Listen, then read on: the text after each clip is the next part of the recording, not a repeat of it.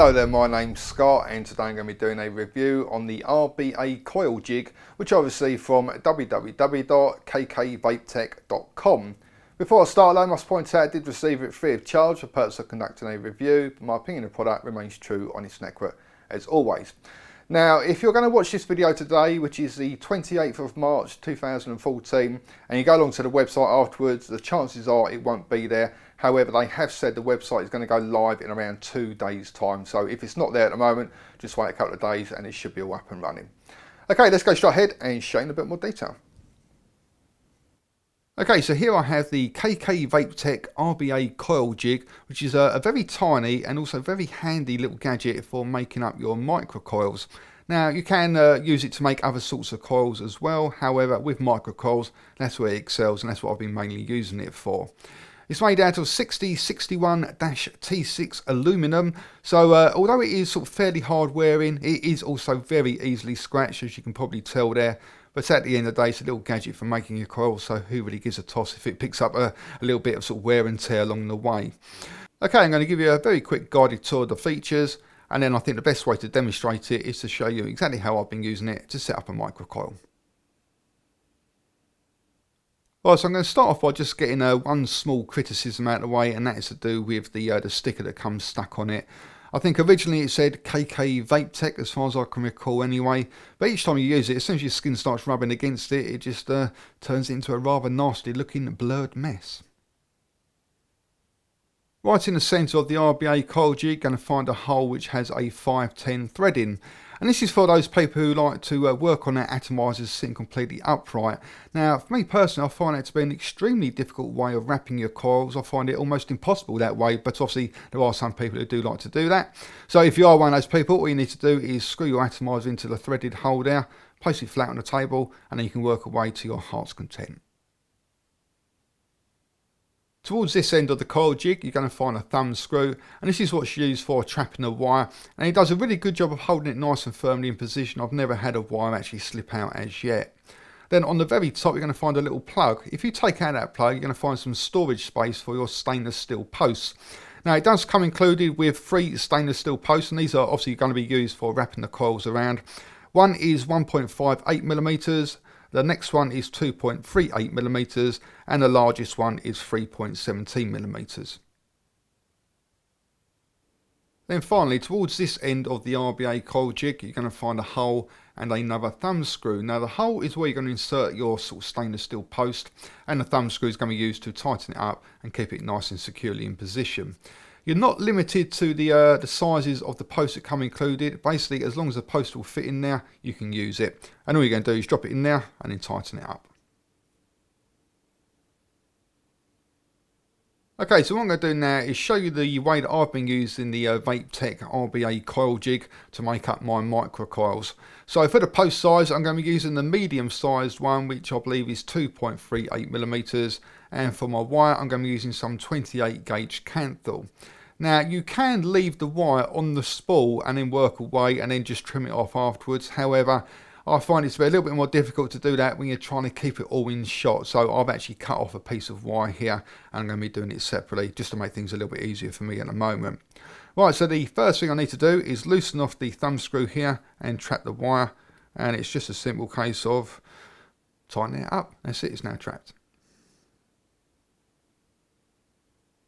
Then for the next step, I'm going to grab hold of the wire, put it really tight, and wrap probably around sort of 8 coils around the stainless steel post. And as you can hopefully see, I'm putting a lot of pressure on that, but that thumb screw does a really good job of keeping the wire trapped nice and securely.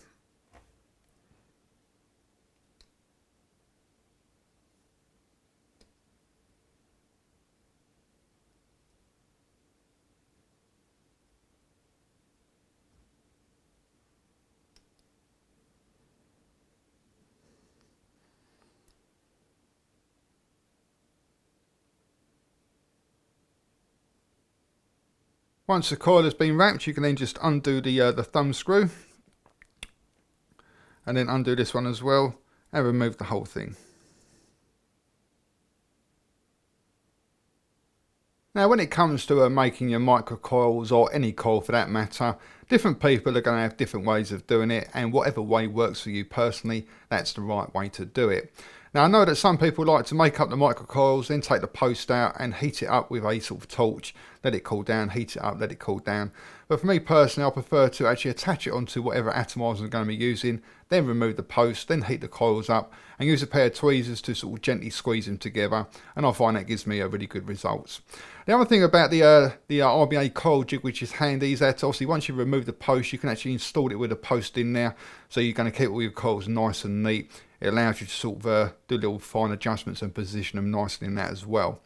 Right, so what I'm going to do is just remove the post, then start to heat this up, and then I'm going to let it go nice and red, then get a pair of tweezers out and just sort of squeeze them together. It's not actually looking too bad at all already actually. Give that a bit of a squeeze.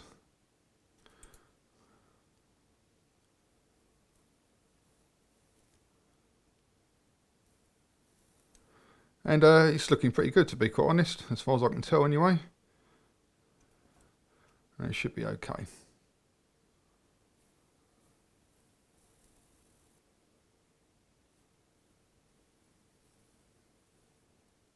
And then once the coil is all lightened up nicely, all I need to do is add a little bit of cotton wool, just sort of feed that through the middle and put it through, trim it off to size, add my e-liquid, and then just make sure everything's going to fire up nicely by giving it a bit of a test fire.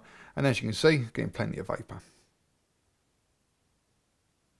Okay, so that was the RBA coil jig, and personally I think it's a great little gadget. I mean, it's tiny in size, it easily fits into your little sort of tool cabinet or your pocket if you're going to carry it around, and it does indeed make wrapping your microcoils that little bit quicker and that little bit easier, so what more can you want? Okay, let's go back to the rest of the review. Okay, so that was the RBA coil jig, and I don't think there's a great deal else to really tell you about it. What I showed you in the close-up shots will have hopefully covered just about everything.